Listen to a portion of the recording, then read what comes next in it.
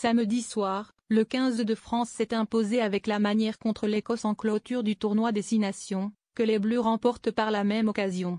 Sous les yeux d'un Antoine Dupont en béquille et d'un prestigieux membre de la famille royale d'Angleterre, les hommes de Fabien Galthié ont offert un beau spectacle à leurs supporters au Stade de France. Une semaine après sa terrible blessure qui va l'éloigner des terrains pendant de nombreux mois, Antoine Dupont a trouvé le courage et la force d'être présent ce samedi 15 mars au Stade de France pour assister à la dernière rencontre de ses coéquipiers lors d'un match décisif face à l'Écosse en clôture du tournoi des 6 nations.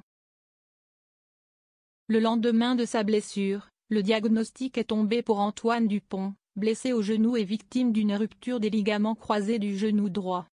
Une bien mauvaise nouvelle pour le joueur de 28 ans qui n'a pas encore été opéré mais qui a, malgré tout, souhaité rester auprès des joueurs de Fabien Galthié pour les soutenir jusqu'au bout dans ce tournoi. Aperçu avec des béquilles sur le terrain, il a rejoint ses amis sur la pelouse pour soulever le trophée. Les photos sont à retrouver dans le diaporama. Le rugbyman du Stade toulousain n'était pas la seule célébrité présente dans les tribunes du Stade de France pour assister à cette belle rencontre remportée sur le score de 35-16 par le 15 de France.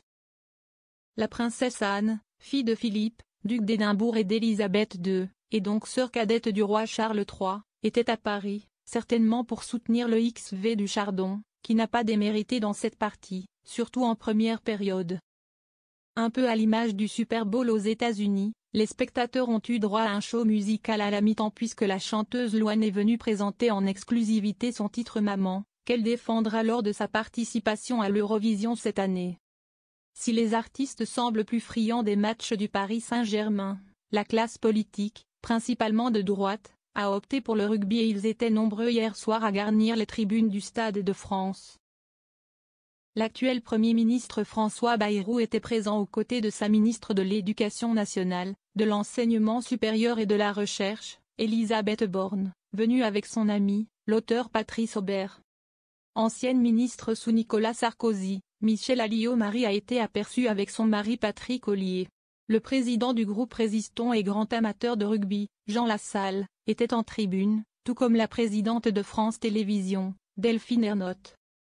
L'humoriste Philippe Caverivière, la journaliste Astrid Barr et le PDG d'Universal Music France Olivier Nus complètent ce plateau de célébrités très relevées.